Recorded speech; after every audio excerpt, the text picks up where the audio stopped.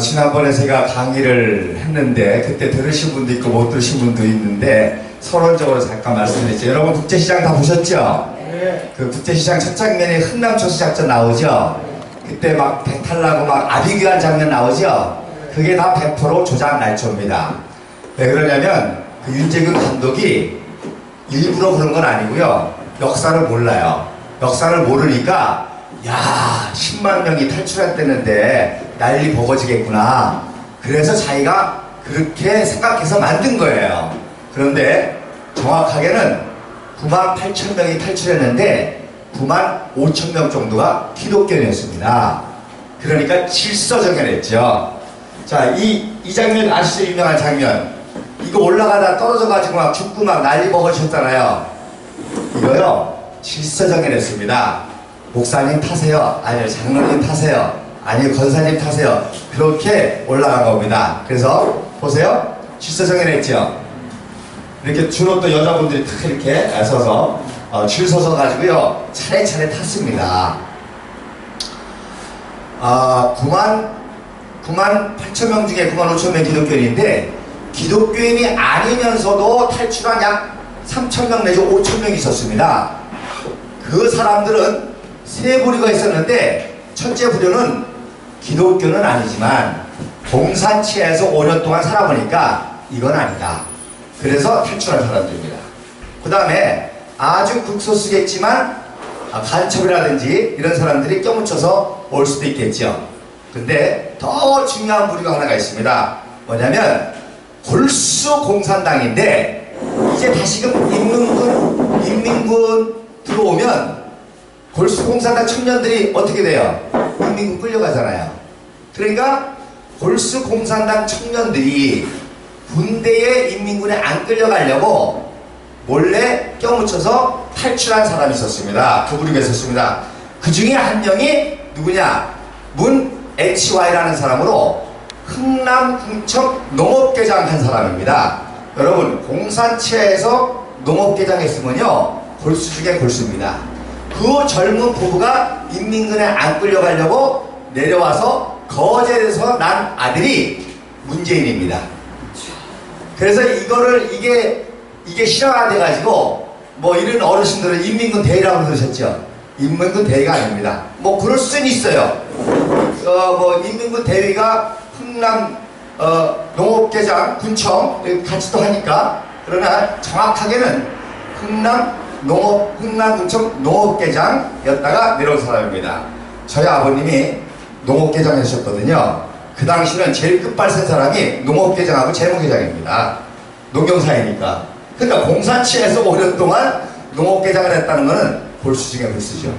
자, 어쨌든 이런 역사가 있었고 그래서 이거 제가 이 역사와 함께 이승만 박사가 얼마나 위대한지 그걸 얘기를 했습니다. 자, 그런데 이 흥남철수보다 더 위대한 사건이 장진호 전투 사건입니다. 장진호 전투에서 미 해병 1사단이 무사히 흥남까지 와서 흥남에서 철수에 성공하니까 나머지 부대와 나머지 모든 기독교인들도 철수하겠다 한 게 흥남철수작전입니다.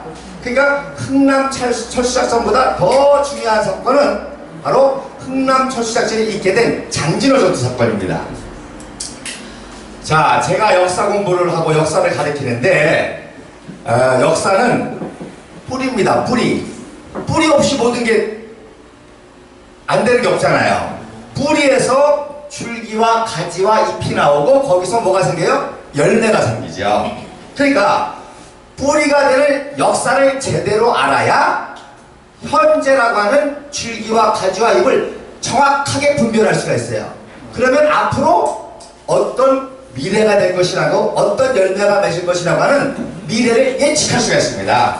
그러니까 오늘날 우리 대한민국에서 일어나는 탄핵 내란 사태, 저는 탄핵 내란 사태라고 하는 대남 공작의 탄핵 내란 사태라고 하는데 이 사태를 정확히 보려면 이 사태가 일어나게 된 뿌리를 알아야 돼요. 뿌리를. 그러니까 뿌리를 모르고는 이 사태를 정확하게 보지 못하고 정확하게 보지 못하면 정확하게 대처하지 못하고 또 어떻게 진행될 거라는 미래까지도 예상하며 나갈 수 있다는 말입니다. 그래서 제가 자주 쓰는 말이 역사는 흐른다는 말입니다. 역사는 흘러갑니다. 이게. 그래서 좀 흘러가게 돼 있어요. 그래서 어디서 와서 왜 살며 어디로 가는지를 역사를 알아야 제대로 알게 되는 겁니다. 그래서 역사에 연속성과 연결성이 있습니다.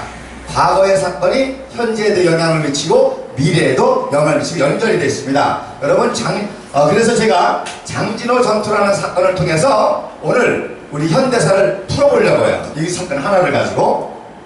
자, 이때 이 장진호 전투가 10월 30일부터 12월 8일까지 그 장진호 개마고원 그 추운데 영하 우리 이번에 추울 때 20도였잖아요. 북한 한 40도 내려갑니다. 그때 해병 1사단이 몰살당할 위기에서 그 중공군 포로위를 뚫고 흥락까지 철수한 작전을 장진호 전투라고 그래요. 근데 미 해병 1사단이 여러분 미 해병 1사단을 잘 이해해야 오늘날의 역사를 이해할 수 있고요. 미국을 이해할 수 있어요. 미국을 상징하는 부대가 해병 1사단입니다. 그러니까 해병 1사단은 한 번도 접은 적이 없어요. 그러니까 해병 1사단은 미국을 상징하는 부대입니다. 근데 이 해병 1사단이 여기서 몰살당하게 생겼습니다. 그런데 더 중요한 거는 전투보다도 더 무서운 게 뭐예요? 추위예요, 추위. 아무리 강해도 영하 40도에 얼어 죽어 나가는 거예요. 그래서 동상만 걸려서 죽고 사상한 사람이 해병대 5,000명입니다. 그러니까 얼마나 비참했는지 보여주는 그 대표적인 사진 중에 하나입니다. 그런데 그때에 이종현, 전리라고 하는 이종현 청년이 해병대 1사단 통역관으로 여기에 참전을 했습니다. 참전했습니다. 이 사람이 이제 참전을 하고 나중에 살아남아서 그 해병대 동지들이 도와줘서 예일대학교 법학을 공부하고 미국의 유명한 국제변호사가 됐습니다. 자, 여러분 인천공항 아시죠? 인천공항이 2005년도에 돼가지고 오늘날까지 12년째 공항 서비스 세계 1위입니다. 이번에 이청사까지 만들어가지고 인천공항이 최고 서비스예요. 그래서 2005년도에 인천공항을 만들었을 때에 이게 국제공항에 합격을 해야 되거든요. 내가 국제공항 만든다고 그냥 되는 게 아닙니다. 국제항공협회 FAA의 허락을 받아서 다 모든 기준에 합격해야 개항을 하는 거예요. 그러니까 그 FAA의 최고 검사관이 누구냐? 윌리엄 행콕이라는 사람이에요. 그러니까 한국 정부에서 이 사람을 상대로 인천공항에 국제기구를 딸 수 있는 그 변호사를 찾아봐라 그랬더니 누굴 찾았어요? 존 리, 이종현 변호사를 찾은 거예요. 그래서 이종현 변호사가 윌리엄 행콕이라는 사람하고 인천공항 인준을 받는 디스커션을 하는데 이 사람이 뭐 보통 사람이겠어요? 세계 국제공항을 다 가는 사람인데 아주 깐깐하게 하죠. 근데 우리는 처음으로 이제 세계적인 국제공항을 인천공항 만들어 놓고 얼마나 힘들겠어요. 근데 딱 대화하다가 윌리엄 행콕이라는 이 사람 이름을 딱 보고 어이 너 존 행콕 알아? 그랬어요. 근데 얘가 깜짝 놀라는 거예요. 우리 아버님이십니다 그러는 거예요. 존 행콕이 해병 1사단 중대장으로 이 전투를 하다가 장렬히 전사를 합니다. 그런데 이 아이는 엄마 뱃속에 있었어요. 그러니까 자기가 태어날 때는 아버지가 전사한 소식만 들은 거예요. 저번하면 한국이라는 나라에 가가지고 이름도 없는 나라에 가가지고 해병 1사단 장교로 장렬하게 죽었다는 사실만 들어서 하는 거예요. 근데 그 아버지랑 같이 싸웠고 얼마나 위대하고 장렬하게 싸우다가 전사했는지 들으니까 나 이 얘기 하면서 눈물이 나오네. 얼마나 감동이겠어요. 게임 끝났죠. 그러니까 이 사람이 인천공항 조사로 왔다가 인천공항을 어드바이스 했죠. 우리 대한민국이요 어마어마한 나라, 무시무시한 나라입니다. 하나님이 엄청 역사하는 나라입니다. 그래서 12년 동안 세계국제공항 이르게 된 게 왜? 장진호 전투 때문입니다. 역사 이렇게 하게 돼요. 자, 그래서 이 사람이 존 리, 이분 살아계십니다. 지금 살아계서 용인에 살고 계세요. 그런데 이분은 자기가 장진호 전투에 직접 참가했으면서도 장진호 전투에 대해서 다 몰라. 그렇잖아요. 통역장 되니까. 그런데 또 재미난 게 이분은 중공군 포로를 데리고 철수했기 때문에 포로를 제일 앞에 데리고 탈출한 거예요. 모든 부대의 제일 앞에. 참 미군은 이렇게 참 대단해. 어? 제일 중공군 포로라고요. 맨 앞에 데리고 존 리가 탈출했기 때문에 뒤에서 어떤 일이 일어날지 몰라요. 그러니까 자기가 장진호 전투에서 참가했으면서도 잘 모르는 거예요. 그러니까 역사라는 거는요 어마어마해가지고 자기가 체험했어도 기억이 잘 안 날 수도 있고 헷갈릴 수도 있고 모르는 게 너무너무 많아요. 그 오히려 지금 저같이 역사를 연구한 사람이 장진호 전투를 꿰뚫을 수 있는 거예요. 그래서 이번 제가 한번 만나면 얘기를 하려고 그래요. 그래서 이제 예일대학 뭐 가게 된 것도 이제 자 그래서 그때 엄청난 이 해병일선의 희생을 치르고 무사히 탈출해서 지금 인천공항에서 우리 대한민국이 참 전 세계에서 가장 자유를 누리는 나라입니다. 가장 자유. 그러나 이 자유는 freedom is not free. 공짜로 얻어진 것이 아니라 이렇게 미국의 최정예 해병일사단의 피와 땀과 눈물로 이루어졌다는 겁니다. 이런 걸 알아야 왜 우리가 태극기와 성조기를 같이 드는지. 어저께도 SBS 강유미 기자가 저한테 인터뷰했다가 박살났습니다. 그 다음에 자 우리가 이 사태 박근혜 대통령 탄핵내란 사태를 이해하려면 제가 중요한 걸 박근혜 대통령이 이해창 후보한테 떨어지고 자 여러분 박근혜 대통령이 1997년도 IMF 나와서 내가 나라를 살려야 되겠다. 어떻게 세운 나라인데 이 나라가 망가지게 생겼거든요. 여러분들은 1997년도 IMF 만났을 때 박근혜 대통령이 전개했다고 하는데 아닙니다. 김영삼이가 대통령 되자마자 제일 먼저 뭐 했는고 하니 국민교육 헌장을 폐기했습니다. 그때 박근혜 대통령이 이거 위기다. 그래서 그때부터 결심을 했고 97년도에 IMF 날 때 눈물 흘리며 강화도 일대를 걸어다니면서 내가 정치 다시 해야겠다. 난 살려야 되겠다. 그래서 나온 거예요. 그래서 나오니까 누가 놀랄까요? 김정일이가 기절하려고 그러지. 박정희의 딸이 나와? 그래서 그때부터 지금 최순실, 최태민의 모든 공작이 그때부터 만들어진 겁니다. 자, 그러면 이해창이하고 박근혜 후보가 대통령 경선할 때 북한에서 누굴 밀어줄까요? 이해창 밀어주지. 그때 이해창 밀어주기 위해서 박근혜 대통령을 비하하기 위해서 낸 자료가 지금 탄핵 자료입니다. 이미 그때 써놓은 거예요. 그때부터. 이해가 되시겠어요? 그런데 떨어지자마자 박근혜 대통령이 당대표로 미국 럼스펠드 국방부 장관을 만났습니다. 이때 노무현이가 못 만나게 하려고 모든 공작을 했는데 만났죠, 결국에. 그래가지고 실무자들이 되게 혼났습니다. 럼스펠드를 딱 만났는데 럼스펠드 국방부 장관 집무실 뒤 사진에 이 사진이 딱 걸리는 거야. 한반도 위성 사진이. 이미 요 사진이 2002년도경 사진이거든요. 이미 이때 게임이 끝났습니다. 보세요. 북한은 완전히 암흑이죠. 대한민국은 완전히 빛의 나라입니다.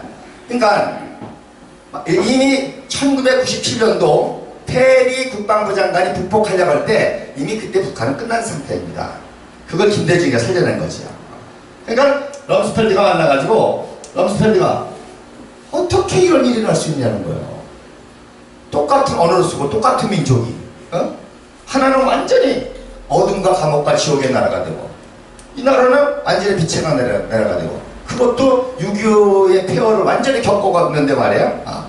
그래서 이 사진이 럼스펠드 국방부 장관에 있으면서 럼스펠드가 바로 통일작전을 주도한 거고 박근혜 대통령이 이때 이걸 보고 내가 대통령이 돼야 되겠다. 왜? 북진, 멸공, 자유, 평화 통일하려고. 그래서 4년 동안 이걸 준비하니까 북한에서 죽게 생겼거든요. 그러니까 그동안에 구축해놓은 남한의 모든 종북좌파 세력을 총동원하고 거기에 권력을 국회의원 돼가지고 천년만년 누리려고 하는 자한당 요 배신 세력들이 야합해가지고 탄핵을 시킨 거지. 그러면 나도 아는데 박근혜 대통령이 몰랐다? 전혀 아니죠. 그래서 박근혜 대통령이 무능하다, 당했다, 속았다 그러는 사람하고는 전 상대를 안 합니다. 아니 저도 역사를 통달해서 이렇게 탄핵 때가 딱 나자마자 10월 24일 날 박근혜 대통령이 국회 가가지고 갑자기 개헌 얘기를 해요. 그 개헌이 바로 뭐냐? 통일헌법입니다. 상하 양원제, 대통령 4년의 오직 중임제, 그리고 북한을 통일해가지고 재헌국회를 만들고 하는 그 통일헌법을 얘기한 거야.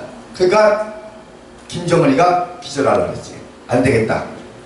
그래서 그 대남공작을 준비했던 걸 터뜨린 거죠. 원래는 대선 직전에 17년 2월 달에 터뜨리려던 건데 박근혜가 선수 친 거죠. 그날 저녁에 여러분 기억나시죠? 그 개헌 선포한 날 저녁에 JTBC에서 뭐라 그러는 거 아니? 최순실이는 무당이고 청와대에서 뭐 했다? 구태했다 그랬잖아요. 그게 JTBC의 첫 보도입니다. 그게 뭐냐? 대남공작의 첫 목표가 바로 그겁니다. 무슨 뜻이냐? 바로 북한이 제일 무서워하는 게 뭐예요? 남한의 기독교 민족주의 세력이거든요. 그러니까 어떻게 하면 기독교인들로 하여금 박근혜 대통령에 등걸리게 할까 해서 만든 용어가 최순실은 무당이고 청와대에서 구태했다 그랬더니 목사들이 확 돌아잖아요. 아 청와대에서 부수세요?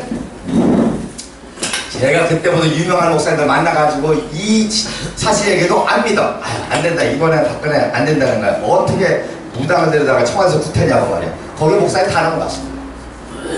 그 목사들 기도 안 하는 거 끝난 거지. 그래서 이게 매년 위선 사정인데 이제 북한은 지금 뭐 다 거의 다 지금 보위부들의 그 배급을 몰칠 정도로 열악한 사정입니다. 그러니까 지금 몸이 다른 거예요. 그러니까 문제를 어떻게 세워가지고 뭐 좀 배복 받으려고 하는데 박근혜 대통령이 세 가지. 첫째, 대한민국 내에 종북 좌파 세력이 어떤 건지를 국민들에게 보여주려고 하는 거예요. 두 번째, 북한의 현실이 어떤지를 보여주려고 하는 거예요.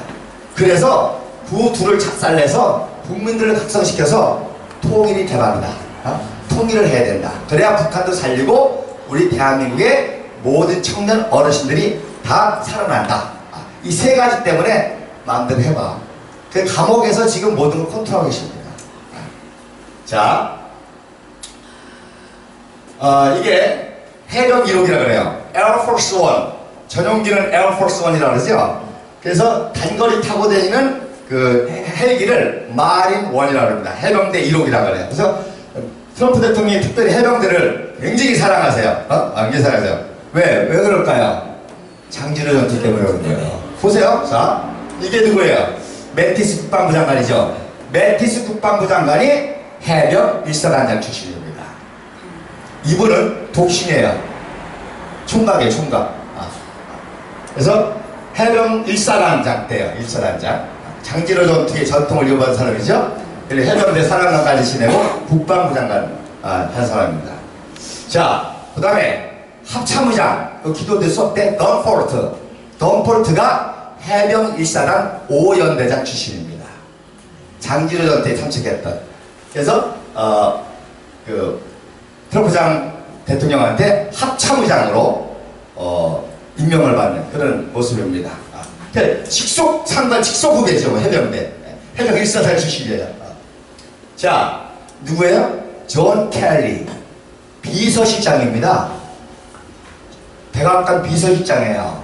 청와대 비서실장은 종북좌파 임종석이 주사파인데, 보통 비서실장은 민간인들이 맡거든요. 근데 존 켈리 이 사람이 비서실장이에요. 이 사람이 누구냐? 역시 해병 1사단 성공 1대 대장 출신입니다. 소름 안 돋으세요? 비서실장이에요 지금. 이분은 역사상 전쟁터에서 미국 역사상 전쟁터에서 진급한 사람이 딱 두 사람인데, 이 존 켈리가 이라크 전대에 전쟁하다가 진급을 된 사람이야. 대령에서 별다른 사람이야. 두 번째로. 그럼 첫 번째 누구냐? 장진호 전투에서 대령 체스티 풀러라고 하는 대령이 장진호 전투 한국전에서 전쟁터에서 첫 번째로 별을 난 사람이야. 이 사람이 장진호 전투뿐만 아니라 미국 역사상 훈장을 제일 많이 받은 사람이야. 아직도 이 사람만큼 훈장을 더 받은 사람이 없어. 근데 조금 있으면 나와. 통일 과정에서.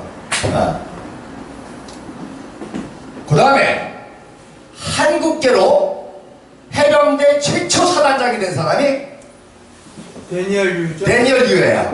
이 사람이 해병 1사단장 출신이에요. 근데 지금 뭐하냐? 해병대 특수작전부 사령으로 여차하면 장지로 들어가려고 그러는 거죠. 그러니까 트럼프가 뭐 하려는지 아시겠죠? 박근혜 대통령이 감옥에서 뭐하냐? 트럼프하고 이거 하고 있는 거예요, 지금. 때만 보는 거예요. 문제는 뭐냐? 다 정리됐는데 이거를 대체할 만한 나만의 대체 세력이 없잖아요. 그러니까 대한애국당이 크기를 기다리는 겁니다. 그리고 암암리에 도와주는 거예요. 제가 이런 강의를 할 수 있는 게 여러분 예사스럽지 않죠? 많은 사람들이 북폭 그러는데 북폭에 시원해가 김정은 날려버렸으면 좋겠다. 아니 북폭에서 김정은 날려버리면 북한을 새로 재건한다는 건데 그걸 누구랑 해요? 문재인이랑 하고 있어요? 그걸 누구랑 하고 있어요? 누구랑 해야 될 거 아니야? 누구랑 하고 있어요? 홍방자하고 하고 있어? 김무성이하고 하고 있어요? 누구랑 하고 있어요? 조원진하고 할 거 있는 거예요. 그러니까 이 대한애국당 태극기 국민 세력이 전국적으로 커지도록 기다리고 있는 거죠. 이해가 되시겠어요? 자, 그러면 이제 본격적으로 장진호 전투 얘기할게요. 자, 해병 1사단이 인천상륙 작전 성공하고 바로 원산으로 돌려서 북쪽을 동부전선을 점령하게 한 거예요. 그러니까 해병 1사단이 이제 원산에서 해가지고 쫙 묘암산까지 가는 거예요. 그래가지고 50년 11월 14일 날 하갈울리까지 도착했습니다. 장진호 전투 밑에 하갈울리까지. 전택해가지고 선봉대 7연대가 진출했습니다. 그래서 진출해가지고 하갈울리에 딱 들어가는데 정찰을 나가보니까 저쪽에서 두렁두렁 무슨 사람들이 모여서 소리가 나는 거예요. 뭐예요? 기독교인이 비밀리에 예배를 하고 있었죠. 그래서 이제 해방됐습니다. 그래서 기독교인들이 해방돼서 나와가지고 하갈우리 장로교에서 숙련원 종 찾아가지고 첫 예배를 드리는 장면입니다. 공산 치하에서 비밀리에 예배 드리다가 그래서 그때 군목이 존 그레이브라는 군목이고 요 사람이 이종현 증인입니다. 통역장교를 한 거야. 그리고 요분이 이인섭 장로교 목사님이십니다. 그래서 허름한 교회에서 12월 14일 날 첫 예배를 드린 거죠. 강력 예배를 드린 거죠. 참 이 태극기 집회가요 어마어마합니다. 자, 네 해병 1사단이 다 들어오니까 통역장교가 많이 필요할 거 아니에요. 근데 그때에 하갈우리 보건소장을 하던 장영기 박사님이 세브란스를 나왔어. 현봉학 아시죠? 흥남철수작전의 그 주인공 현봉학. 그런 영화 보시면 알몬드 장군에게 이 지역의 기독교인 다 살려야 됩니다. 사정하는 김무성의 아들이 그거 배우 역할 했죠? 그 역할 했습니다. 그 현봉학하고 동기동창이에요. 근데 현봉학이는 내려와서 세브란스 나와가지고 미국 유학 갔다 오고, 장영기 박사는 평양에서 피해가지고 하갈울리 가서 비밀리에 보건소장 하다가 미군이 들어오니까 영어를 잘하잖아요. 그래서 미군의 모든 것을 도와준 분이 장영기 박사님이십니다.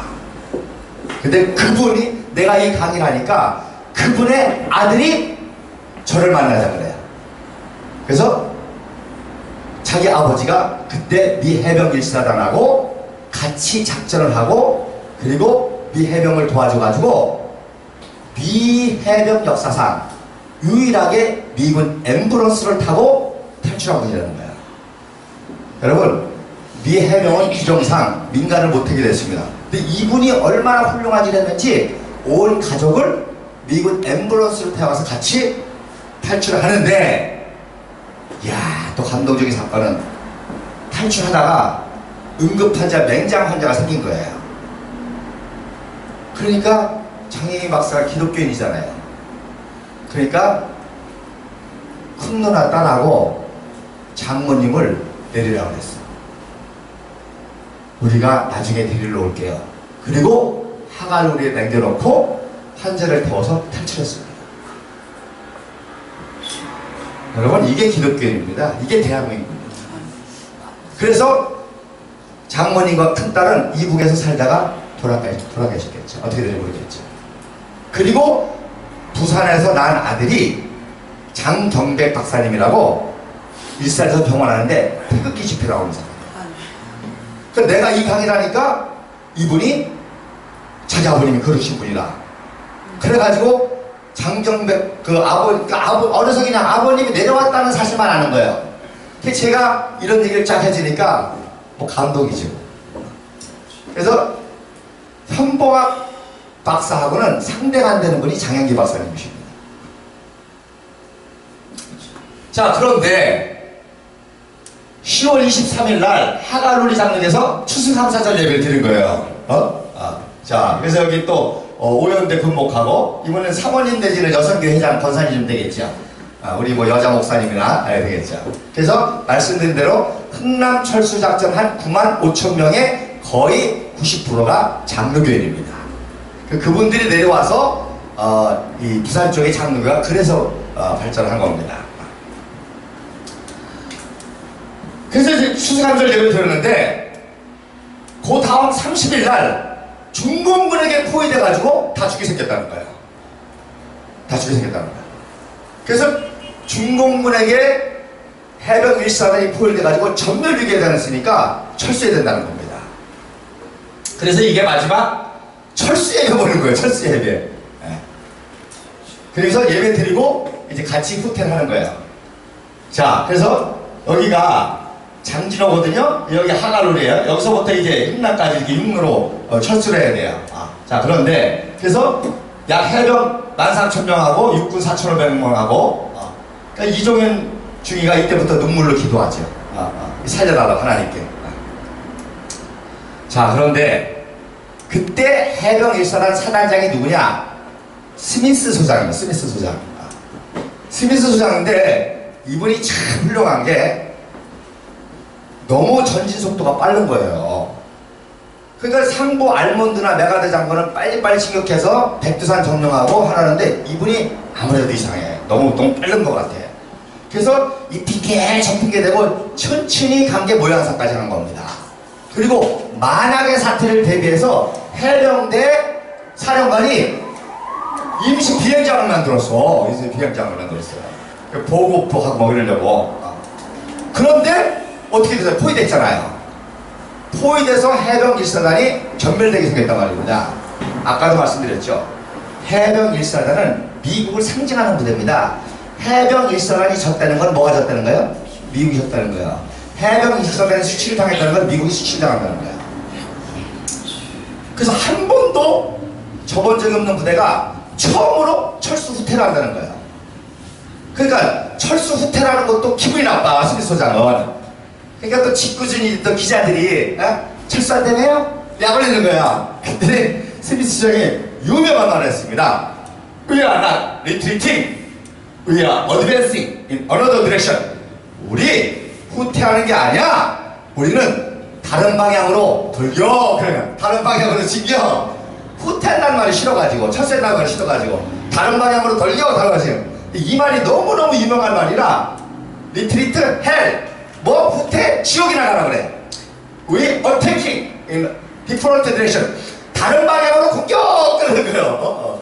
우리는 후퇴가 아니라 다른 방향으로 공격해 간다는 겁니다. 이 스미스 소장입니다. 그러니까 내가 트루먼 대통령이 난리가 났어. 트루먼 대통령이. 미 해병 넥서단이 다 죽게 생겼거든. 메가더 장군이 난리가 났죠. 미 수송군 사령관 윌리엄 터너가 난리가 났죠. 그러니까 전 장병은 비행기로 탈출하라고 했어요. 비행기로 탈출. 그러면 비행기로 탈출하면 미군을 도와줬던 장량리 박사하고 기독교인들하고 남겨두는 거잖아요. 그거 어떻게 되겠어요? 어떻게 되겠어요? 공산당에 몰살당하지. 그러니까 스미스 수장이, 물론 이제 이 박사님도 이제 압력을 넣고 메가더를 통해서 압력을 넣고 한 것처럼 스미스 수장이 뭐라고 하는 거 아십니까? 우리는 부상병만 비행기로 보내고 기독교 피난민과 함께 육로로 탈출할 거라는 거예요. 그래서 하갈릴리부터 200km를 기독교인과 탈출하는 겁니다. 이 과정에서 해병대들이 엄청나게 얼어 죽고 굶어 죽고 한 거야.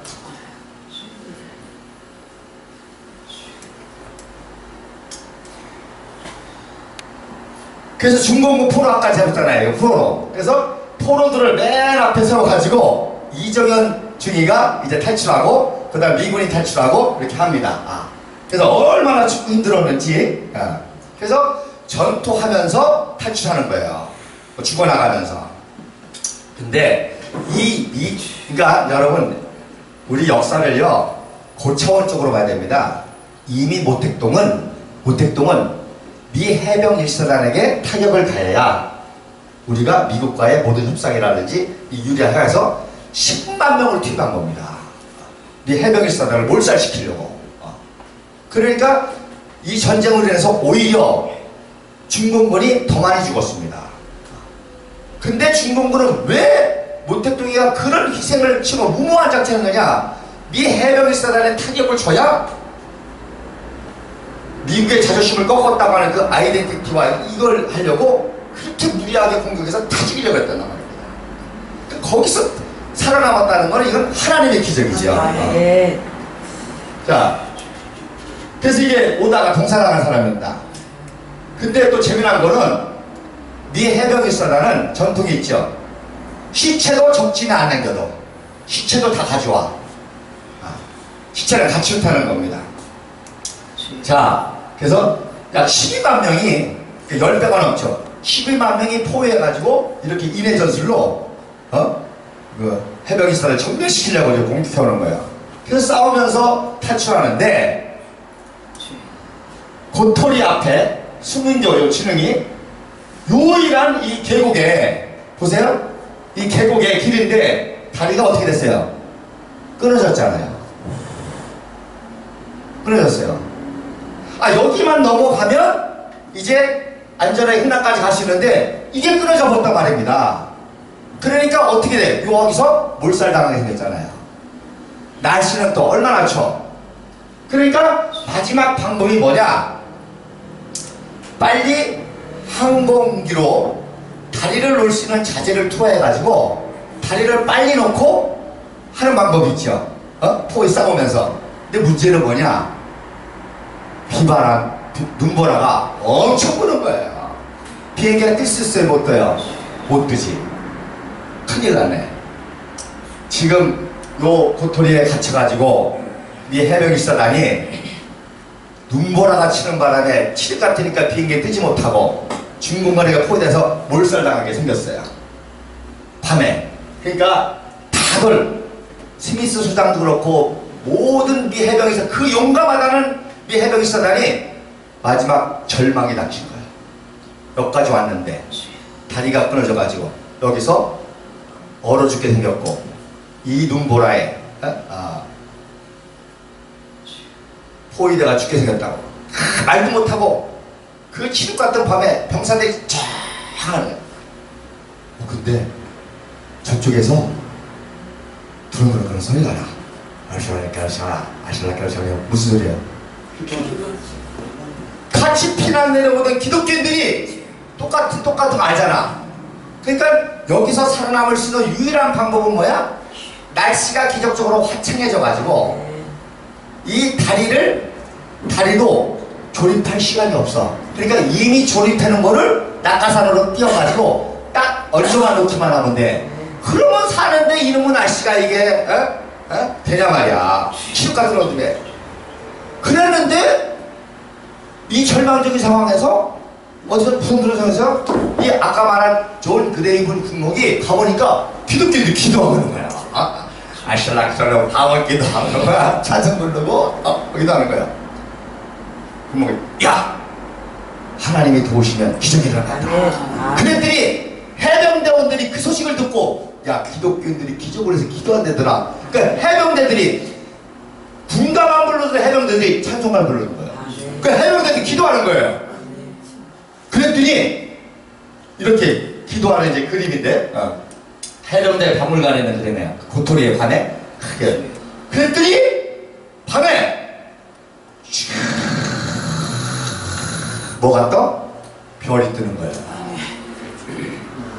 그러니 그 칠흑 같은 밤에 완전한 절망에서 기도하고 찬송 부르고 났더니 갑자기 별이 쫙 오르니까 살아서 죽었어.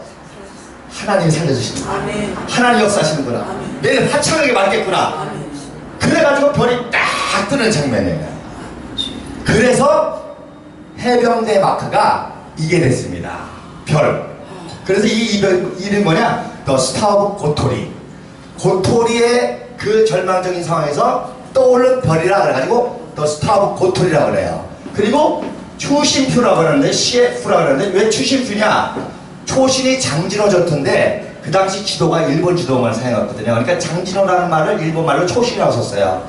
그래서 이 장진호 전투에서 기적적으로 살아남은 소수의 사람이다라는 뜻입니다. 그게 해병대라는 거예요. 그래서 이게 해병대 마크가 됐습니다. 이게 해병대 그 훈련소 셰프 안에 있는 스탠드 글라스예요. 이게 뭐예요? 고토리의 별이죠. 자, 해병대가 뭐하고 있어? 해병대가 전 세계에서 최고로 강하고 한 번도 지지 없는 최고의 강한 용사가 되는 거는 기도할 줄 알기 때문에. 할렐루야. 결정적인 상황에 하나님 앞에 무릎 꿇을 줄 알고 겸손하게 하나님께 구할 줄 알고 그래서 유일하게 찬송가와 군가를 같이 부르는 부대가 해병대 부대예요. 멋있죠? 한국전 장진호 여기 표시되어 있죠. 이렇게 초심쇼. 그래가지고 그리고서는 이제 찬송하고 그러다가 잤어. 아침에 일어나는 거니까 활창인 거예요. 그러니까 이게 뭐예요? 항공사진을 찍은 거죠. 비행기로. 얼마나 화창해. 요게 기독교 피난민입니다. 하갈루리에서 200명, 300명 탈출하다가 점점점 기독교인들이 붙어가지고 이때는 약 4,500명까지 된 거예요. 그래가지고 이 기독교인들이 모여있는 걸 항공사에서 기적이 일어났으니까. 그래서 지금 막 트루먼 대통령도요. 트루먼 대통령도 그래서 전 미국은 기도하라고 했어요. 비상사태를 펼쳐가지고 해병대가 살아야 된다. 이거는 병사 한두 명 죽는 문제가 아니라 이건 미국의 자존심의 문제고 미국의 명예의 문제다. 그래가지고 전 세계 미국 사람들 다 기도를 하고 이승만 박사는 서울운동장에서 기독교인 모아놓고 기도회를 했습니다. 그러니까 이승만 박정희에 대한 건 100% 실행할 겁니다. 그리고 제가 이제 또 강의하는 게 박정희를 이승만 박사가 키웠습니다. 그래서 그 키운 사례를 제가 딱 사진을 가지고 팩트를 가지고 설명을 해요. 자, 더 놀라운 거는 이 안에도 간첩이 있을 수 있잖아요. 이 안에도 어떤 놈이 자살폭탄 가지고 있을 수 있잖아요. 그러니까 규정상 피난민은 기독교인이지만 피난민은 항상 200야드, 200m를 떨어져서 와야 돼. 그러니까 우리 해병 병사들이 피난 내려오는 할머니, 할아버지, 얘네들 뭐 도와주고 싶어도 못 도와주는 거예요. 규정상. 같이 데리고 자고도 싶은데 머리에 달아주고 싶은데 위 해병 일사는 최정예의 복장을 하고 하는데 우리 기독교인들은 혼입을 뒤집어 쓰고 침대 싸가지고 비무장으로. 그래서 200m를 떨어져 온다는 얘기는 뭐예요? 중공군하고 미군하고 해병수단하고 싸우는 중간에 있다는 거지. 중간 쫓아가는 거지. 총막 폭탄이 하면서 내려온다는 거예요.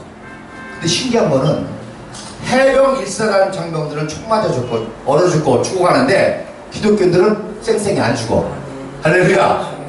그러니까 해병 1사단이 기독교인만 보면 힘이 생기는 거야. 저 사람들은 말이야. 혼이보라 이거 힘들고 그 전쟁터에서 하는데도 어떻게 잘 피하고 어떻게 그냥 귀신같이 총알을 피해다니는지 포탄을 피해다니는지 그 사람들이 살아나는 걸 보면서 우리도 살 수 있구나. 이래가면서 내려오는 거예요. 드디어 다리를 놨어요. 그래서 넘어오는 장면입니다. 거의 다 왔어요. 거의 다 오니까 이제 섞여도 돼. 네, 섞여도 돼. 그러니까 병사들하고 같이 오잖아요. 할머니. 자, 이렇게 하고 내려온 거예요. 200km를 전쟁터에. 할아버지. 예. 이번이 태극기 집회 나온 사람이에요. 80세로. 예를 들어서. 그러니까 50년도에 10살이었으면 지금 몇 세예요? 77세잖아요. 77세. 이런 분들이 태극기 집회 나오는 거예요. 이 역사를 알기 때문에. 자, 7일날 흥남부대에 도착해가지고 식량 대접을 받은 거예요. 그리고 그 말한 존 그레이븐 목사가 신대교 목사인데, 그래서 미국의 최고 유명한 군목입니다. 해병대를 살렸잖아요. 그래서 이분의 이름으로 리더십 상이 있고 이분의 묘지입니다. 묘야. 존 그레이븐. 그래서 해병대 2차 세계대전, 한국전, 베트남까지 참전하고 2001년에 소천하셨는데 이분이 너무너무 유명한 분이라 이렇게 리더십 상까지 만들어서 하고 있습니다. 시체까지 데리고 나온 거잖아요. 자, 그래서 흥남까지 다 시체까지 가져왔다잖아요. 그래서 가져온 시체를 철수할 수가 없으니까 흥남 부대에다가 임신료를 만드는 거예요. 그리고 스미스 주장이 여기서 이제 묵념하라 기도하는 거죠. 잘 들으세요. 이 병사들이 하갈룰리에서 비행기로 탈출했으면 죽어 안 죽어? 안 죽죠. 안 죽지. 비행기로 탈출했으면. 왜 죽었어? 왜 죽었어요? 기독교 살리려고, 같이 살리려고. 우리는 자유를 위해서 세계 최초로 유엔의 헌장으로 만든 대한민국, 미국과 같은 나라, 이 나라를 살리는 게 미국을 살리는 거고 유엔을 살리는 거고 인류의 가치를 살리는 거다. 그래서 자유를 찾아 이렇게 탈출하는 기독교인들 같이 살아야 된다, 살려야 된다고 오다가 죽은 사람들이라고 합니다. 그러니까 스미스 수장이 묵동하면서 뭐라 그러는 거 아니? 너희들의 피는 결코 헛되지 않아. 이 민족은 우리가 피를 흘려 구원할 만한 가치가 있는 민족이야.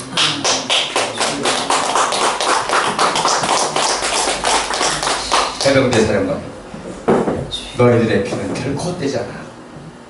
이 민족은 우리가 피를 흘려서라도 가치가 있는 민족이야. 그래서 제가 태극기를 드는 겁니다. 무슨 뜻이냐? 트럼프! 대한민국에 아직도 자유를 지키기 위해서 김정은과 저 김정은 돼지 새끼와 저기에 똘마니도 못하는 정묵장파 세력하고 생명 걸고 싸울 준비가 된 사람이 있다는 걸 보여주는 거예요.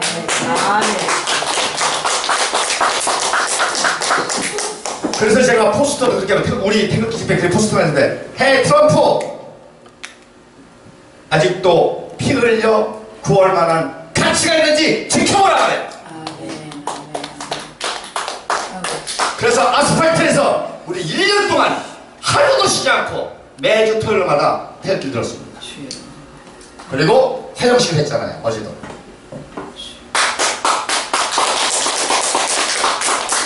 여러분, 이게 작년 10월 22일 날 북한이 국회 국방부에 뿌린 삐라예요.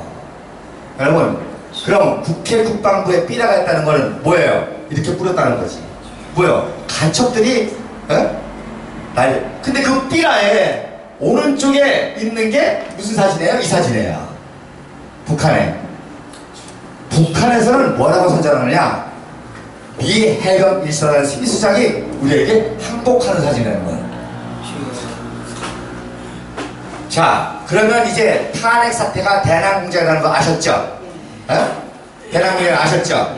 그러면 나도 아는데 박근혜 대통령 몰라? 박근혜 대통령은 모든 정보를 다 가지신 분이고 CIA, 모사드, 국제 정보를 다 가지신 분이고 국제 외교를 통해서 이미 대북 제재 다 해가지고 김인정 죽이려고 모든 외교를 다 하신 분인데 다 했는데 보니까 한국 사람들만 정신 못 차리는 거야. 한국 사람들만 나만 잘 먹고 잘 살겠다고 북한 사람도 관심 없고 통일도 관심 없고 에이 국회의원 한번 더 넘으면 되지 내 사업만 잘 되면 되지 내 교회 부흥해서 교회 지면 되지 국민들이 다 썩었단 말이야. 안 되겠다. 국민 깨워야 되겠다. 그래서 다 알면서 허용하신 겁니다. 내가 십자가에 같은 고난을 당함을 통해서 여러분 이제 다 알았잖아요. 국민들이 1년 만에 이거 다 거짓말이네. 아이고 저 문재인 비남 좌파가 아니라 완전 똘만이네. 김영철까지도 내려와? 국민들이 이제서 정치 차리는 거야. 그러니까 박근혜 대통령은 감옥에서 다 10편 36편 30편 성경 보고 역사책 보고 통일 이후에 어떻게 할 것인가 그런 거 하고 계신 거예요. 걱정하지 마세요.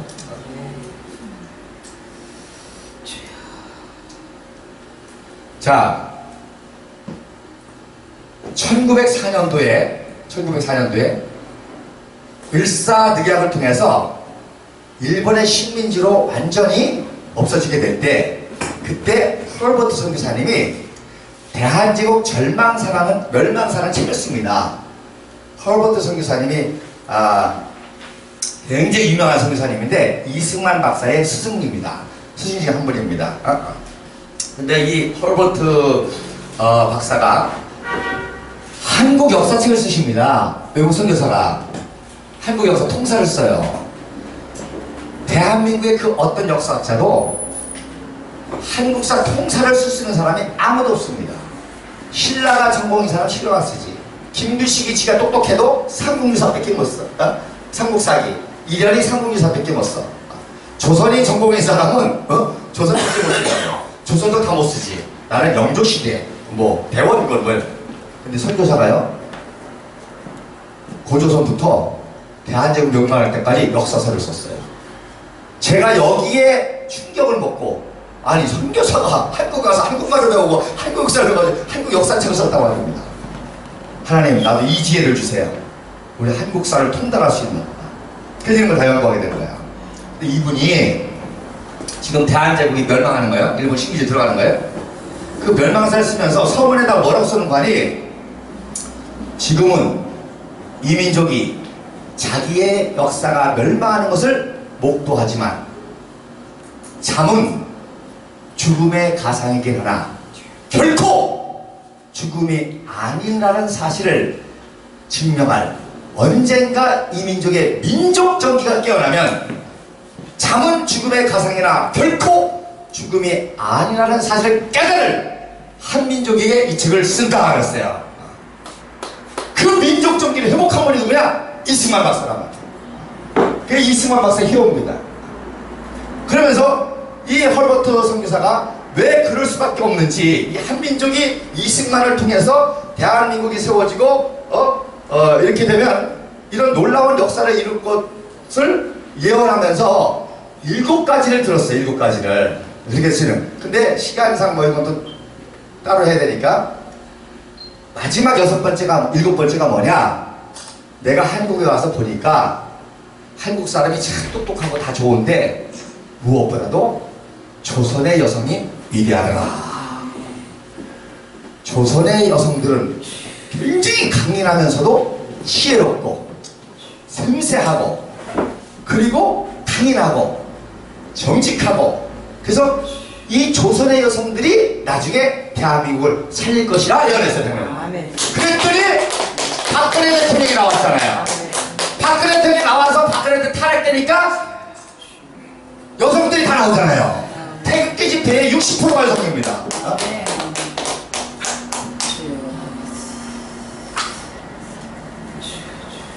자, 그래서 이게 역사의 진실이라는 것을 저희가 증명하려고 요게 바로 아까 말한 장진호 전투에서 피난 내려오는 모습을 찍은 거예요. 아까 얘기했죠. 네 해병이 사단하고 중공군하고 전쟁하는 가운데 내려온다 그랬잖아요. 지금 총알이 빗발 치는 거예요. 지금 총알이 다 휴 나를 치는데 얘는 엄마 나 더운 못 오겠다고 못 가겠다고 지쳐가지고 쓰러진 거예요. 그랬더니 이놈의 엄마가 이거 미고 이거 쓰고 이거 잡고 살리려고 하는데 눈은 또 어딜 쳐다봐. 총알 쳐다보는 거 총알. 이 강인함, 이 생존력, 이 균형감각. 그러니까 컬링 1등 하잖아요. 어? 이해가 되시겠어요? 이마에다 이게 안 떨어져. 등에 이 무거운 걸 치고 이거 살리겠다 붙잡아. 그러면서 총알 피하는 거야 지금. 이게 위대한 조선의 여성입니다. 이분의 후예가 박근혜 대통령이고 이분을 살리겠다고 평범한 주부들이 태극기를 뛰쳐나온 거예요. 할렐루야. 그래서 이길 수밖에 없고 저는 그래서 이걸 최후의 전쟁이라는 거야. 여기 다 여성들입니다. 이게 다 이게 피켓 들고 또 사진 들고 태극기 성주게 드는 것도 다 여성들인데 이거 누가 시켜서 한 거 아니야. 다 자발적으로 한 거예요. 어떻게 하면은 전 국민에게 알리고 이걸 해야 될까? 야 대형 태극기 들자. 그 태극기 여성 봉사단에서 사진 들고 자 성적이도 들자. 한미연맹이니까 그래서 드는 거고 그 박근혜 대통령 피켓 들고 다 돼요. 이게 지난주 그 하영식 퍼포먼스하고 우리 3.1운동을 본받잖아요. 3.1운동 머리 딱 들고 이제 한 거예요. 자 이게 위대한 대한민국입니다. 여러분은 그분의 후예입니다. 이 역사를 회복하는 것이 중요한 겁니다. 그래야만 통일도 할 수 있고 100% 역사 회복된 청년들이 돌아오게 됩니다. 그래서 여러분 국민들 개돼지라고 그러고 청년들 미워하지 마세요. 속아서 그런 거지 근본은 정직해. 근본은 똑똑해. 이승만 박사가 돌아가시고 프란체스카 여사가 90년도에 90세 때에 그때부터 이미 역사 왜곡이 돼가지고 이승만 박정희 모독할 때 그때 프란체스카 여사가 유명한 말 했습니다. 걱정하지 마.